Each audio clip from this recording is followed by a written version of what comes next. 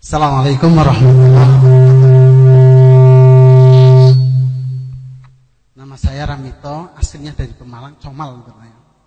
Saya di Solo kurang lebih ya sudah kurang lebih 4 bulan. Ya ditugaskan di sini kerja istilahnya. Ya jelasin cerita gini. Saya di Solo baru kali ini.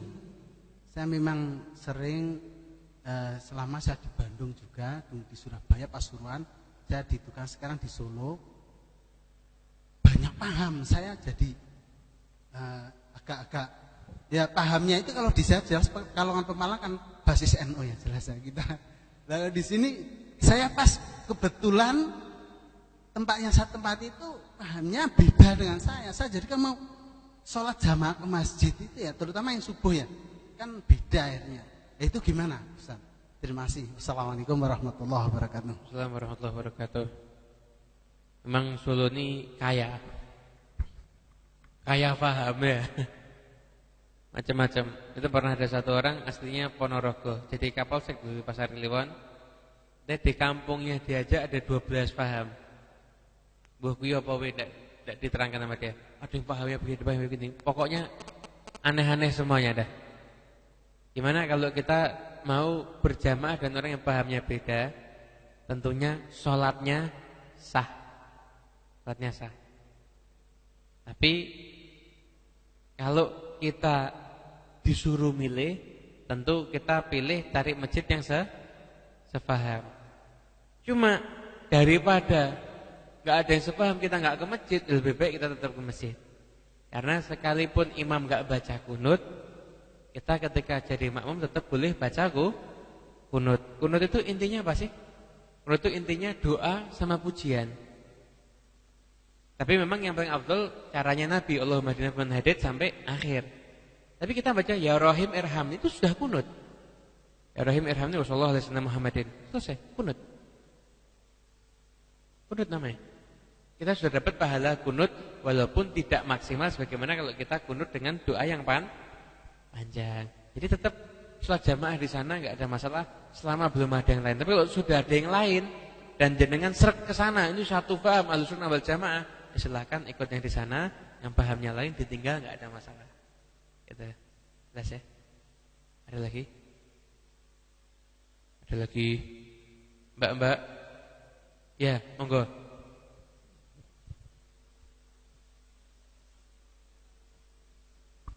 Kasih apa itu kalau jamaah putri ini Mbak, jamaah Jumatan putri lebih baik di rumah saja atau ke masjid untuk mencari fadilah yang tadi itu.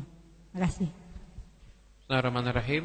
Perempuan sholat Jumat di masjid itu hukumnya mubah. Tapi kalau ditanya lebih bagus mana, tetap lebih bagus ada di rumah perempuan itu. Mestinya. Kalau dalam hadis itu perempuan itu sholat di rumah sama sholat di masjid lebih afdal ada di rumah. Cuma zaman sekarang perempuan itu sudah ke grand mall kemana-mana. Daripada pergi ke tempat-tempat yang model begitu ya ke masjid aja nggak ada masalah gitu lah.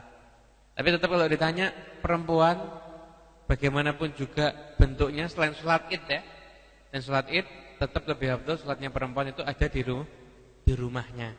Jadi tapi usahakan di rumahnya pun juga dalam keadaan berjamaah. Itu paling afdal sholatnya perempuan di rumahnya. Ada lagi? Ya, monggo.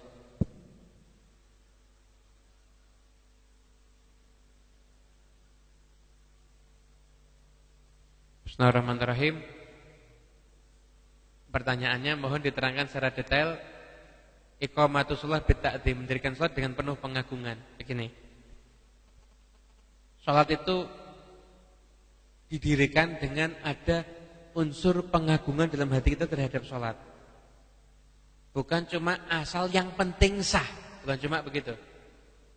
Karena maaf, sarungan tok, enggak pakai apa-apa ya, sarungan tok pusar sama lutut tertutup, sah apa enggak salatnya? Sah. Sah salatnya. Tapi mengagungkan salat apa enggak?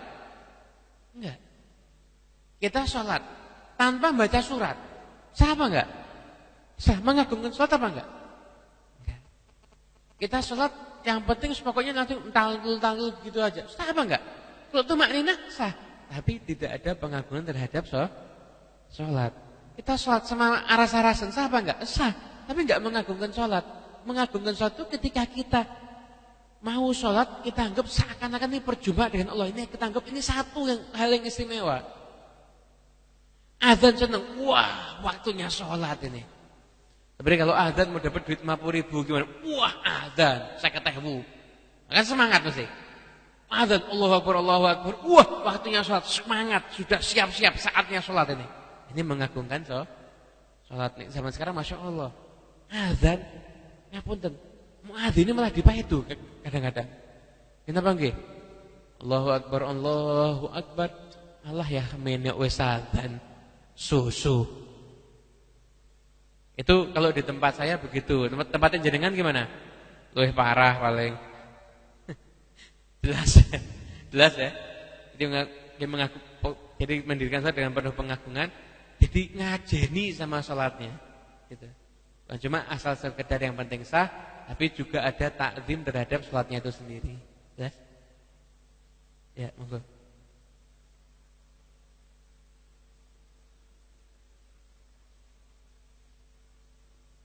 Cara sholat fajar ini. Bismillahirrahmanirrahim. Ini saya terangkan dari bangun tidur ya. Ini cara yang paling afdol untuk umat akhir zaman.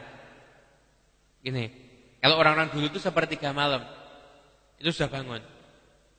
Berarti jam 12:30 sudah bangun sampai subuh. Walaupun sebelum subuh kalau Nabi tidur lagi sedikit ya. Dan sepertiga malam ada yang bagi 1/4 malam. Terus yang paling afdol bagaimana yang diajarkan oleh almarhum Habib Anis, kalau bisa setengah jam sebelum adzan subuh kita sudah bangun. Ini baru kita bisa ngelakoni istiqomah. Sebelum adzan subuh kita sudah bangun. Bangun terus apa? Ngelilir tidur lagi. Bukan itu. Bangun. Kalau bisa taruh alarmnya yang HP yang alarmnya yang jauh. Jadi mau matikan harus jalan dulu kan. Enggak kembali ke tempat tidur lagi nanti. Ambil, matikan, masuk kamar mandi, terus wudu. Jangan nyumet rokok dulu baru wudu. Setelah entek waktu tahajud. Air, wudu, setelah itu sholat sunnah yang dikerjakan setelah kita bangun tidur, sholat tahajud. Entah apapun sholatnya, kita sholat witir, ya witirnya kita namanya tahajud. Ini nanti jenengan sudah sholat isya nih belum? Tadi kan sholat isya. Mau jadi sholat isya terus mulai gini ketiduran. Jam 11 baru bangun.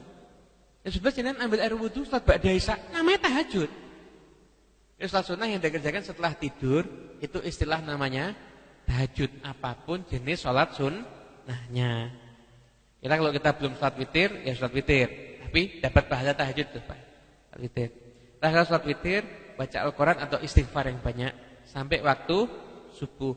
Adzan subuh, jawab adzan, kemudian kita sholat sunnah fajar, sholat sunnah qobliyah subuh atau sholat sunnah fajar, sunnah rokaatil fajar, sholat sunnah kita kemudian berangkat ke masjid. Setelah itu sholat berjamaah ada di masjid. Habis dari masjid jangan langsung pulang, duduk nunggu dulu sampai jam 5:30. Setelah itu baru kita pulang ke rumah. Nunggu mungkin jam 6 kurang dikit lah kita sholat duha. Setelah itu silahkan yang mau kerja, yang mau tidur. Kenapa? Itu kaifiyah yang paling gampang dan yang paling afdal insya Allah begitu.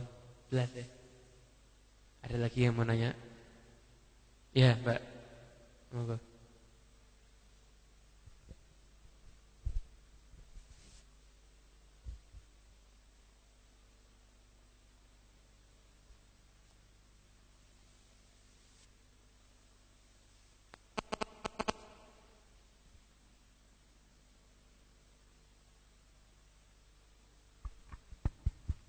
Assalamualaikum warahmatullahi wabarakatuh. Waalaikumsalam warahmatullahi wabarakatuh. Begini Beb, ini mengenai sholat Jumat tadi ya. Ini di perusahaan kami itu kan tiap Jumat diadakan sholat Jumat di perusahaan. Terus ini kata jamaah laki-laki ya pernah cerita, itu kan imamnya ini imamnya ini pakai cincin emas, sedangkan laki-laki yang pakai emas itu kan haram. Terus jamaah yang mau sholat itu kan ada yang ragu-ragu, saya itu harus ikut Jumatan atau bagaimana, masalahnya imamnya pakai cincin emas. Terus kalau tidak Jumatan, ini kan bagi laki-laki Jumatan wajib. Kalau tidak Jumatan kan nanti meninggalkan sholat Jumat. Terus itu bagi jamaah laki-laki ini harus bagaimana, Beb? Itu yang pertama. Terus yang kedua mengenai sholat Jumat juga, bagi wanita tadi kan lebih utama sholat Jumat tadi di rumah. Terus misalnya kita sholat di rumah itu kan kita sholat duhur, kan ada pendapat sih, ada dua pendapat. Ada yang bilang kalau sholat duhur bagi wanita di waktu Jumat itu yang pertama setelah adzan, terus ada lagi katanya itu setelah jamaah Jumat itu pulang dari masjid. Nah, untuk pertanyaan yang kedua ini yang harus dikerjakan itu yang mana gitu. Cukup sekian, Beb. Wassalamualaikum warahmatullahi wabarakatuh. Wassalamualaikum warahmatullahi wabarakatuh. Jadi soal yang pertama, imam pakai cincin emas. Gimana? Kalau ada seorang imam yang pakai cincin emas, terus dia jadi imam sholat, pakai cincin emasnya, hukumnya jelas haram. Tapi ketika dia ngimamin sholat, tetap sholatnya itu sah.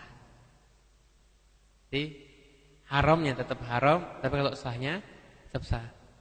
Memang kayak ada orang sholat pakai sarung colongan, sah apa enggak sholatnya? Sah. Tapi dapat pahala atau enggak tahu. Kalau dia jadi imam sah apa enggak? Sah, enggak ada masalah. Jadi itu perkara yang ada yang di luar sholat. Jadi tetap sholatnya sah, enggak mempengaruhi sama sekali. Yang pertama. Yang kedua, perempuan afdal mana? Dia sholat di rumah, terus sholatnya ketika setelah adzan atau setelah Jumatannya selesai. Tetap awal waktu itu yang paling afdal. Nah, kalau bisa Jumatan terus setelah adzan, tapi adzan yang kedua ya. Kan masjidnya 2 kali adzan kan? Jadi setelah adzan yang kedua atau jadi kasih jarak setelah adzan yang pertama. Karena kadang-kadang ada beberapa masjid adzan yang pertama itu belum masuk waktu kadang-kadang. Jadi setelah adzan yang pertama kasih jarak sebentar, kemudian kita sholat zuhur, enggak harus nunggu laki-laki yang pulang dari sholat Jumat ada di masjid begitu. Jelas ya?